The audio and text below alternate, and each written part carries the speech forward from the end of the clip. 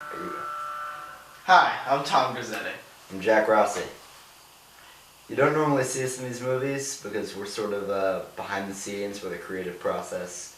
So we come up with all the ideas, we write the script, we write the screenplay. One might say we're the lifeblood of this group. Without us, surely things would crumble. The way I see it, there's a lot of history behind the school, and history's always changing.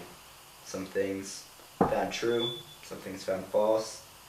Hell, if there's a TV show made out of it, why can't we make a successful movie?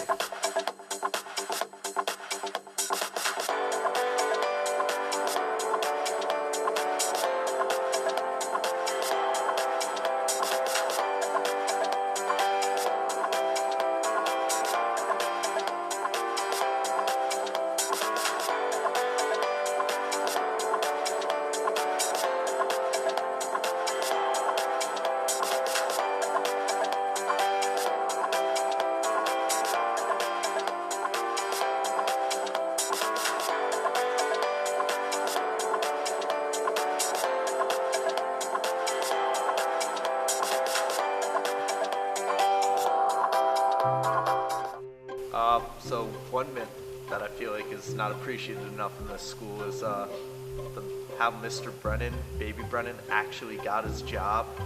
I'm pretty sure no one ever hired him. He just walked into the classroom and no one wanted to tell him he couldn't because, Principal Brennan's his dad and everything, so he has a job.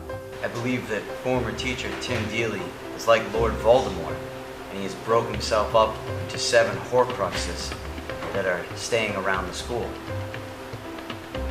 Could you elaborate on that? What do you think he... Well, it's taken us a couple of years to really figure out what those Horcruxes are, but we were on to it the year after he left when we found his 5-year anniversary plaque of working at the school in the teacher's room. And then after a while, more and more hints started coming around. An interview with Channel 10 where Mr. Graney was labeled as Mr. Dealey. There was a picture of Andrew Jackson that was from his classroom that mysteriously lurks in my classroom now, watching all the children. There is a disc of bagpiping music that found its way into Mr. Howlett's classroom, which Mr. Howlett says helps him sleep at night.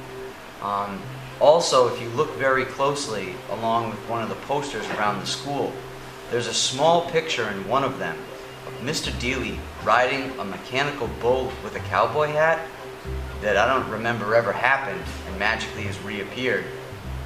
Then, some scholars found the actual real baseball bat that he uses to imaginary swing and hit things at kids just reappeared one day, like a lightning bolt from The Natural.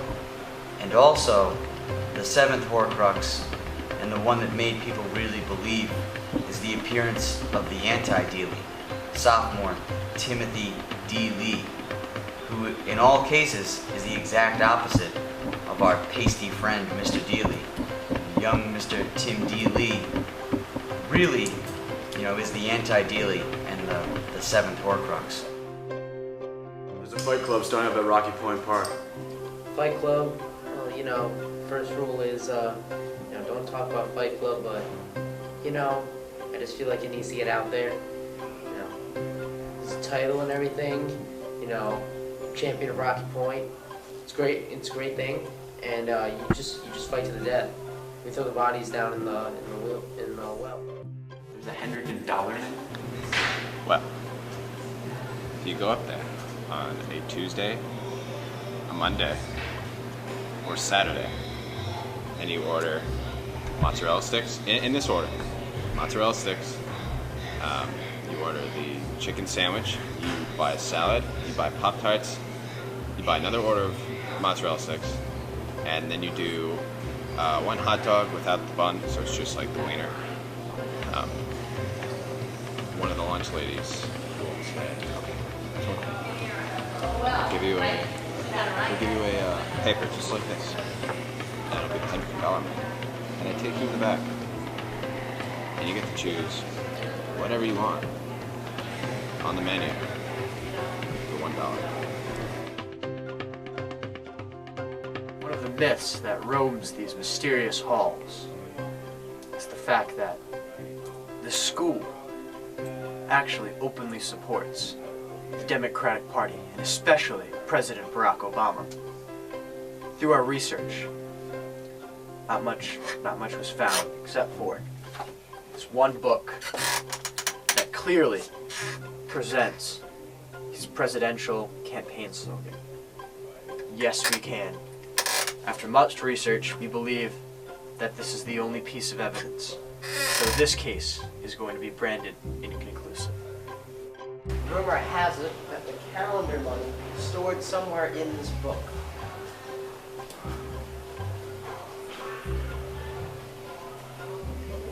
What?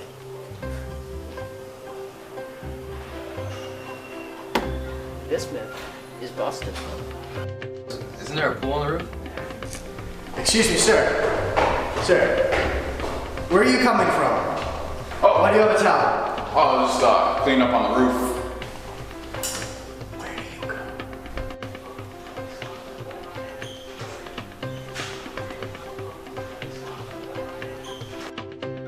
go? So we have a gentleman here who claims if he puts a wet dollar in the vending machine, then it will count as $2 and he'll be able to get 2 items.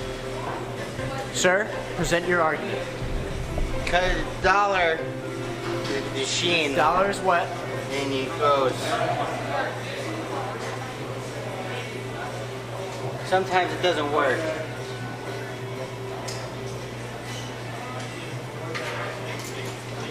Most of the time it doesn't work.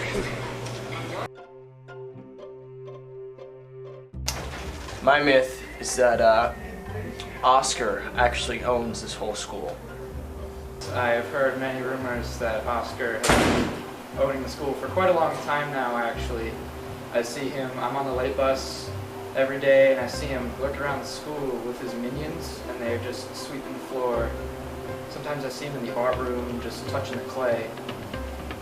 I don't know what's going on there, and I see them playing lacrosse with Coach Hadland in their free time, and I don't know when they get here or when they leave. I'm just all lost by that. LaSalle Academy does not exist. Through our research, we discovered one thing. We punched LaSalle Academy into Google. This came up. Why? Because it doesn't exist. There's also the water polo team, that they're not actually a team, that they just basically like rent out a pool at Thayer and just like swim around, splashing each other, and then going on announcements saying they win national titles. We understand that you're on the team? Yes. All we do is just play each other. That's the entire thing that we do. So you guys didn't beat California? No, we haven't even gone to California. So, Dave, there's a rumor going around Hendricken that kids actually fake injuries to get out of gym class. Do you have anything you'd like to know? With that. I've in the past found people with fake notes because they're supposed to have a note. Yeah. And if they don't have a note, send them to the nurse. Now, if the nurse okays it, well, she's the medical more amazed. We filmed a student involved in the Arts Academy who will remain anonymous about a rumor we've heard about the art teacher, Mr. Costa. In the past 16 years at the Arts Academy, I've talked to a few students myself. 4 years, not one drawing. All he has to do is say stuff about our drawings. We don't know draw. No, he won't bring anything in. We understand you have a drawing that he made that you found underneath his desk? Yeah, I found something. Yeah.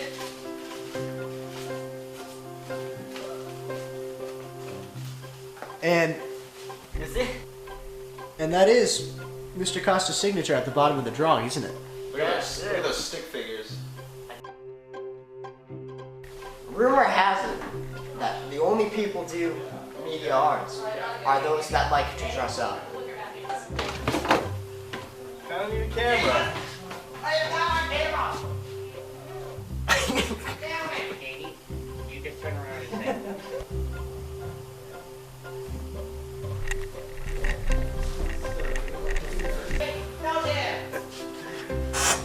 Stop filming So, Shay, could you describe your encounter with a sugar glider that you mentioned? A sugar glider, got invited over to a friend's house and went over to have dinner, and she didn't really tell us that she had a sugar glider for a pet, which is a flying squirrel, and it jumped across the room, and just sheer reaction, kind of snapped around and hit it against the wall. It hit the wall, kind of dropped, and it never really responded since then that well.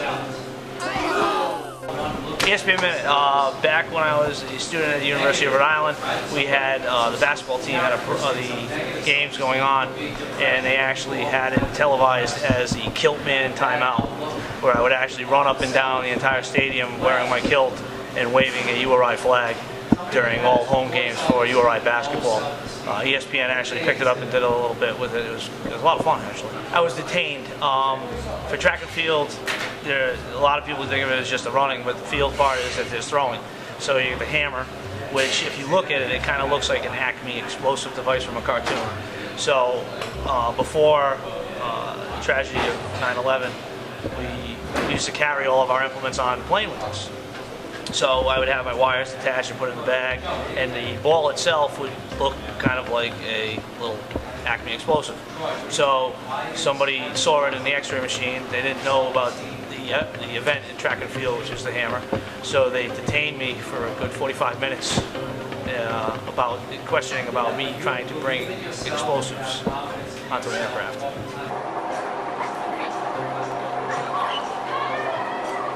You can see how you're on Hendricken Mythbusters right now. It's wild.